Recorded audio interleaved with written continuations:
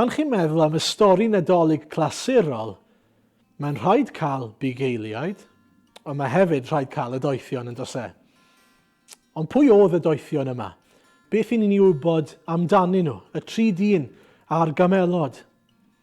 Ond i ddweud y gwir, dyn ni ddim yn gwybod rhyw lawer amdanyn nhw o gwbl. Dyn ni ddim yn gwybod faint o ddynion doeth oedd i gael. Ein syniad ni yw fod tri, oherwydd y tri rhodd wrth gwrs, aur, ffys a myr. Mae lot o gwestiynau eraill y gallen ni ofyn. A ddeithyn nhw ar gamelod, dyw e ddim yn dweud eu bod nhw wedi, ond mwy na thebyg eu bod nhw. O le yn union maen nhw wedi dod, ni ddim yn gwybod. Beth yn union oedd y seren welson nhw, a sut oedden nhw'n gwybod i ddilyn y seren honno. Ond yn lle canolbwyntio ar yr hyn dydyn ni ddim yn ei wybod, beth am yr hyn ni yn gwybod? Wel, ni yn gwybod ei bod nhw wedi mynd ar daith llythrenol a thaith ysbrydol hefyd. Y cam cyntaf y daith yna oedd i ystyried pob rhan o wybodaeth oedd ganddyn nhw, sef y seren, a dod i gasgliad, a mentro. Roedden nhw am fynd i addoli y babi oedd yn frenin i'r Iddewon, ei bod nhw ddim yn Iddewon. Mae'n dweud hyn yn Mathew pennod 2. Cafodd Iesu ei eni yn Bethlehem yn Judea, yn y cyfnod pan oedd Herod yn frenin. Ar ôl hynny, daeth gwirdoeth o wledydd y dwyrain i Jerusalem, i ofyn ble mae'r un sydd newydd gael ei eni yn frenin yr Iddewon. Gwelon ni ei seren yn codi yn y dwyrain, a dyn ni yma i dalu teyrnged iddo. Yr ail beth dyn ni'n gwybod yw fod chwilio am Iesu wedi ei harwain nhw at air Duw. Mae'n dweud hyn wrth i ni ddarllen ymlaen ym mhennod 2 o Mathew. Pan glywodd y brenin Herod hyn, roedd wedi cynhyrfu'n lan. Roedd cynnwrf yn Jerusalem hefyd. Felly galwodd Herod y prif offeiriaid a'r arbenigwyr yn y gyfraith Iddewig i'w gyfarfod. Gofynnodd iddyn nhw, ble mae'r Meseia i fod i gael ei eni? Yn Bethlehem, Judea, medden nhw. Dyna ysgrifennodd y proffwyd. Bethlehem yn hir Juda, nid rhyw bentref dibwys yn Juda wyt ti, achos ohono ti daw un i deyrnasu, un fydd yn ddigael i arwain fy mhobol Israel. A'r peth ola i ni'n ei ddysgu yw fod dilyn gair Duw wedi ei harwain nhw at Iesu Grist ei hun. Mae stori'n parhau fel hyn. Ar ôl cael gwybod hyn, dyma Herod yn galw'r gwirdoeth i gyfarfod preifat. Cafodd wybod ganddyn nhw pryd yn union oedd y seren wedi ymddangos.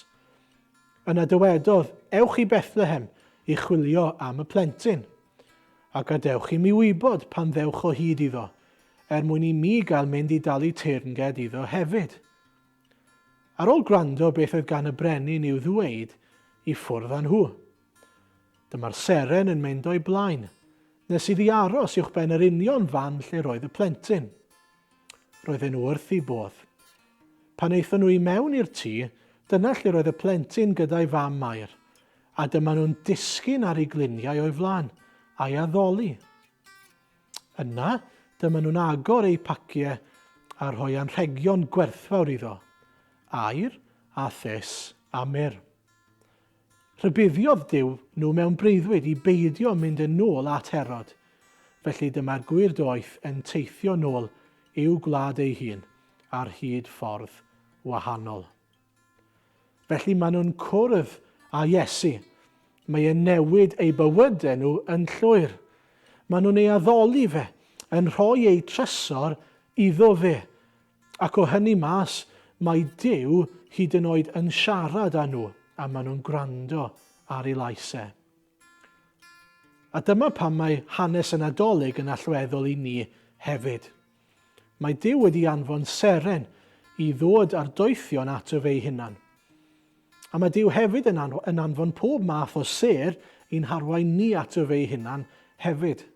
Falle bod hynny wedi digwydd yn eich bywyd chi, efallai bod wedi digwydd trwy rhyw sgwrs gyda ffrind, neu falle rhyw gyfnod anodd yn eich bywyd chi, neu fod rhywbeth y tu fewn i chi yn eich harwain chi neu'ch denu chi yma i ddarganfod mwy am yr arglwydd Iesu, i'ch harwain chi at air Duw. Y newyddion da mae hwnna yw y cam cyntaf. Ond nawr mae cam 2 o'ch blaenau chi.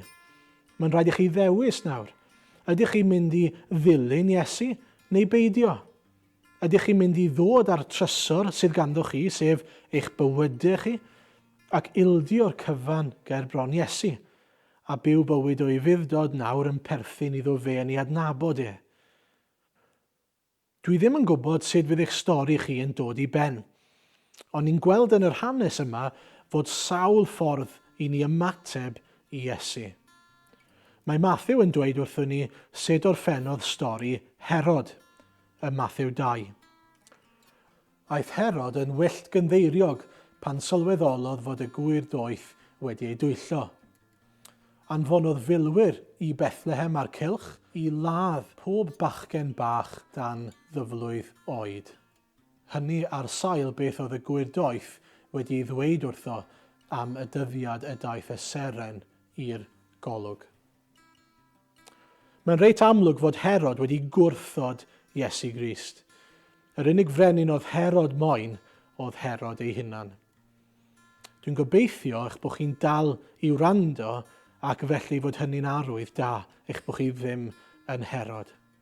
Ond mae yna rai eraill yn y stori sydd hefyd yn gwrthod Iesu a sydd mor drist a hanes Herod. Roedd yr offeiriad ar ysgrifenyddion yn gwybod yr atebion i gyd. Roedden nhw'n gwybod stori'r Nadolig ac yn gallu cyfeirio doethion at Iesu Grist hyd yn oed. Ond beth wnaethon nhw eu hunain? Wel, dim byd. Wnaethon nhw ddim mynd a plygu ger bron Iesu, addoli Iesu. Maen nhw'n gwrthod trwy wneud dim byd. Wel, i ni wedi cyrraedd diwedd ein stori ni.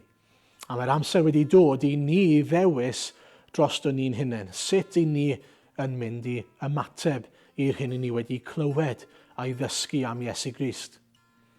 Gallwn ni fod yn ddoethion a sylweddoli fod Iesu yn frenin sydd wedi dod i'n byd ni mwyn i ni gael ein hachub a bod yn rhan o'i deyrnasau am byth.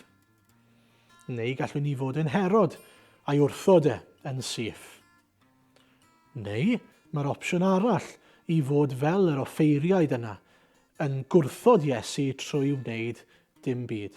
Y cwestiwn mawr i ni yw, beth yw dy ymateb di? Diolch i chi am wrando. Plis cysylltwch â ni i drafod ac ystyried mwy ynglyn â dilyn ac addoli Iesu Grist.